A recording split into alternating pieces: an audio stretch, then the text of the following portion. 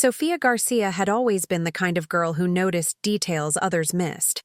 The way sunlight filtered through classroom windows, how her math teacher's coffee mug had a tiny chip on the handle, and most importantly, how Jake Thompson's eyes lit up whenever he talked about his dreams of becoming a marine biologist.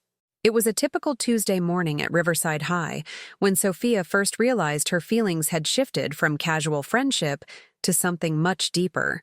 She was sitting in AP Biology, pretending to focus on cellular respiration, while actually watching Jake 2 rows ahead. His dark hair was slightly messy from rushing to class, and he was frantically scribbling notes as Mrs. Peterson explained mitochondrial functions. "Earth to Sophia," whispered her best friend Maya, nudging her with an elbow. "You're staring again." Sophia felt heat creep up her neck. "I'm not staring. I'm observing." "Right," Maya smirked. "And I'm just observing how you've been studying the back of Jake's head for the past 20 minutes. The truth was, Sophia had been harboring feelings for Jake since sophomore year, but she'd never found the courage to act on them. Jake was popular without trying to be, the kind of guy who was genuinely nice to everyone, played varsity soccer, and somehow managed to make even the most boring subjects seem interesting when he talked about them. But there was one significant problem. Jake was completely infatuated with Emma Richardson. Emma was everything Sophia felt she wasn't: tall, blonde, effortlessly confident, and the captain of the cheerleading squad. She had that magnetic quality that drew people in, and Jake had been orbiting around her like a planet around the sun for months. During lunch, Sophia watched from across the cafeteria as Jake approached Emma's table. She could see his nervous energy from 50 feet away, the way he ran his hand through his hair, the slight hesitation in his step, the hopeful smile that made Sophia's heart ache. "You know he's going to ask her to the spring formal, right?" Maya said, following Sophia's gaze. "I know," Sophia replied quietly, stabbing at her salad without really seeing it. They watched as Jake pulled out a chair next to Emma. He said something that made her laugh, and for a moment, Sophia allowed herself to imagine what it would feel like to be on the receiving end of that attention. But then Emma's expression changed. Her smile became polite but distant, and she shook her head gently. Jake's face fell. Even from across the room, Sophia could see his disappointment as he nodded, said something else, and then walked away with his shoulders slightly slumped. "Ouch," Maya winced. "That's got to hurt." Sophia felt a confusing mix of emotions, sympathy for Jake's obvious pain, but also a tiny flutter of something that might have been hope. She immediately felt guilty for that flutter. After school, Sophia was walking to her car when she spotted Jake sitting alone on the bleachers by the soccer field. His backpack was beside him, but he wasn't doing homework. He was just staring out at the empty field, lost in thought. Something inside Sophia made the decision before her brain could talk her out of it. She changed direction and climbed the bleachers, her heart pounding with each step. "Hey," she said softly as she reached his row. Jake looked up, surprised. "Oh, hey, Sophia, what's up? Mind if I sit?" she asked, gesturing to the space beside him. "Sure," he said, moving his backpack to make room. They sat in comfortable silence for a moment, watching the maintenance crew water the field. Sophia could feel the weight of Jake's disappointment, and she wanted to say something to help, but she wasn't sure what. "Rough day?" she finally asked. Jake let out a bitter laugh. "You could say that. I guess I'm not as smooth as I thought I was." "Emma?" Sophia asked gently. He nodded, running his hands through his hair. "I've been working up the courage to ask her to the formal for weeks. I had this whole plan. I was going to ask her after cheerleading practice, maybe bring her favorite coffee from that place downtown. But then I chickened out and just blurted it out during lunch like an idiot." "I'm sorry," Sophia said, and she meant it. Seeing Jake hurt made her hurt too, regardless of her own feelings. "The worst part is, I think I knew what her answer would be," Jake continued. "Emma's always been nice to me, but nice and interested are 2 different things, you know?" Sophia nodded, understanding that feeling all too well. "Sometimes I wonder if I'm just chasing something that was never really there," Jake said, his voice barely above a whisper. "Maybe," Sophia said carefully, "but maybe you're just looking in the wrong direction." Jake turned to look at her, his eyebrows raised slightly. "What do you mean?" Sophia felt her courage faltering under his direct gaze. "I just mean, sometimes the best things are right in front of us. but were too focused on something else to notice them. For a moment their eyes met, and Sophia wondered if Jake could see the truth in hers. But then he looked away, back toward the field. "Yeah, maybe you're right," he said, but his tone suggested he was still thinking about Emma.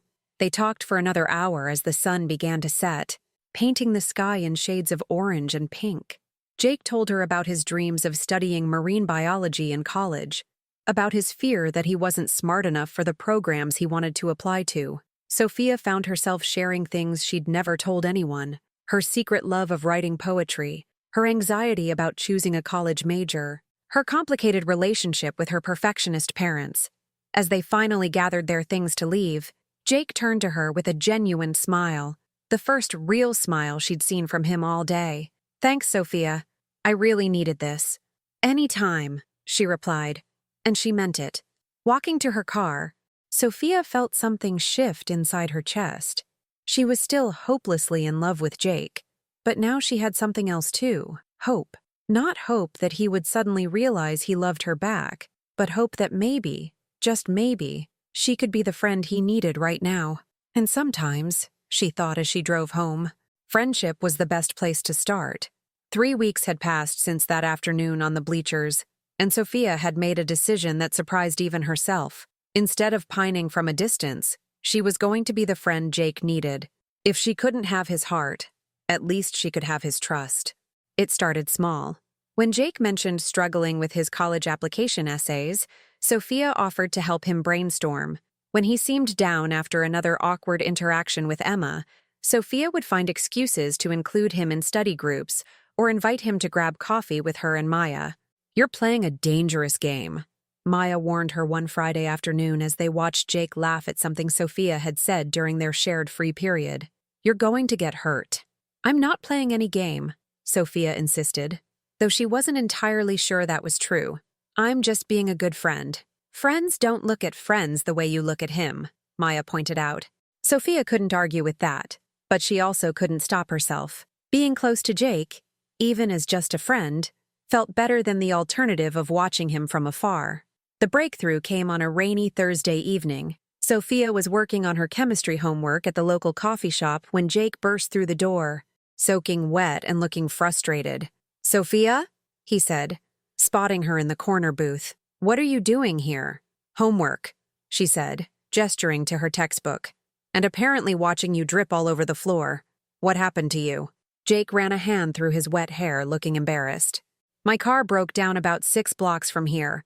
I was walking to the bus stop when it started pouring." "Sit down," Sophia said, moving her books to make room. "I'll get you a towel and some coffee." When she returned with a stack of napkins and a steaming mug, Jake was staring out the rain-streaked window with a dejected expression. "Bad day?" she asked, settling back into her seat. "You could say that," he muttered. "Failed my chemistry quiz, coach benched me for missing too many practices, and now my car decides to die.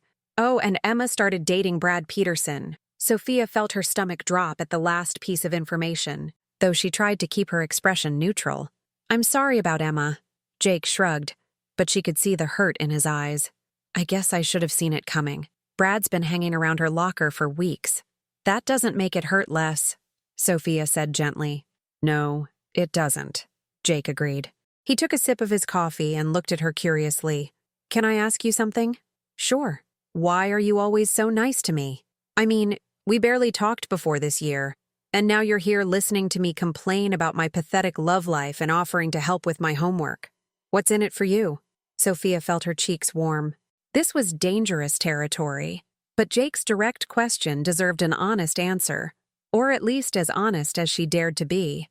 "Maybe I just think you're worth being nice to," she said carefully. "You're a good person, Jake. You deserve to have people in your corner." "But why you?" he pressed. "I mean, you could be hanging out with anyone. You're smart, funny, pretty." He trailed off, as if realizing what he'd just said. Sophia's heart skipped a beat. "You think I'm pretty?" Jake's cheeks reddened. Yeah, I mean, of course you are. Any guy would be lucky to—" "I just meant—" "Jake," Sophia said softly, cutting off his rambling. "It's okay." They sat in silence for a moment, the weight of unspoken words hanging between them. Sophia could feel her carefully constructed walls beginning to crumble. "The truth is," she said, her voice barely above a whisper, "I care about you more than I probably should." Jake's eyes widened slightly. "Sophia, I'm not telling you this to make things weird," she said quickly. "I know you don't feel the same way, and that's okay. I wanted you to know that someone sees how amazing you are, even if it's not the someone you want it to be." Jake stared at her for a long moment, his expression unreadable. Then slowly, he reached across the table and covered her hand with his. "I don't know what to say," he admitted. "You don't have to say anything," Sophia replied. "I just wanted to be honest with you. I care about you too," Jake said finally. I'm kind of a mess right now. Emma really messed with my head, and I don't think I'm in a place to be fair to anyone, especially not someone as incredible as you." Sophia felt a mix of disappointment and hope.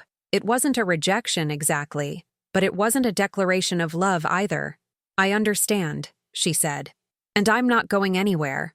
Whether you need a friend or something more, eventually, I'll be here." Jake squeezed her hand gently. "You're pretty amazing. You know that?" "I'm starting to figure that out," Sophia said with a small smile. The rain had stopped by the time they finished their coffee, and Jake insisted on walking Sophia to her car, even though his was still broken down 6 blocks away. "I can give you a ride home," Sophia offered. "Are you sure? It's kind of out of your way." "Jake," Sophia said, unlocking her car, "when are you going to learn that I don't mind going out of my way for you?" During the drive to Jake's house, they talked about everything except the conversation they'd just had. Jake told her about his plans to apply for a summer internship at the local aquarium, and Sophia shared her secret dream of maybe studying journalism in college. When they pulled into his driveway, Jake hesitated before getting out. "Sophia?" he said. "Yeah? Thank you. For everything. I know I don't deserve a friend like you." "Yes." "You do," Sophia said firmly. "You deserve all the good things, Jake. I hope you start believing that." As she watched him walk to his front door, Sophia felt something she hadn't expected: peace. She'd laid her cards on the table, and the world hadn't ended. Jake hadn't run away or made things weird. If anything, she felt closer to him than ever.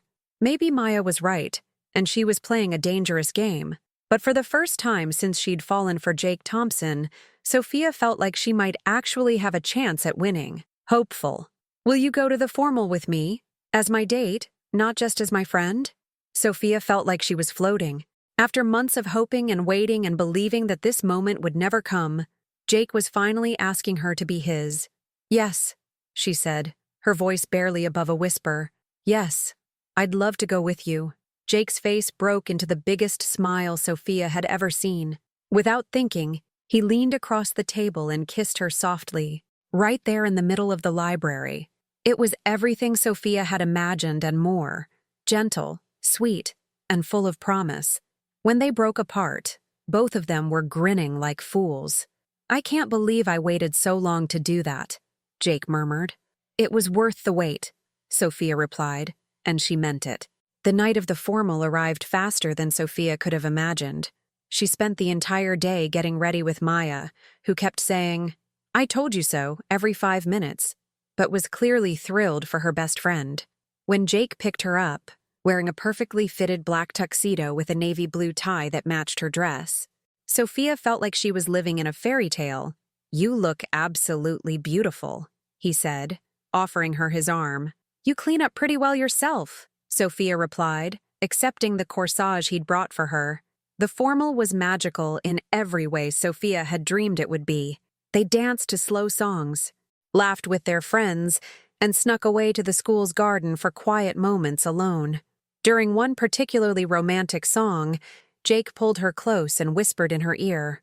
"I have something to tell you," he said. "What's that?" Sophia asked, looking up into his eyes. "I think I'm falling in love with you," Jake said. "Actually, I think I've been falling for a while now. I was just too stubborn to admit it." Sophia felt her heart soar. "I think I'm falling in love with you too," she whispered back. "Actually, I know I am." They kissed again, right there on the dance floor, surrounded by their classmates but feeling like they were the only 2 people in the world. As the night wound down and Jake drove Sophia home, She reflected on the journey that had brought them to this moment.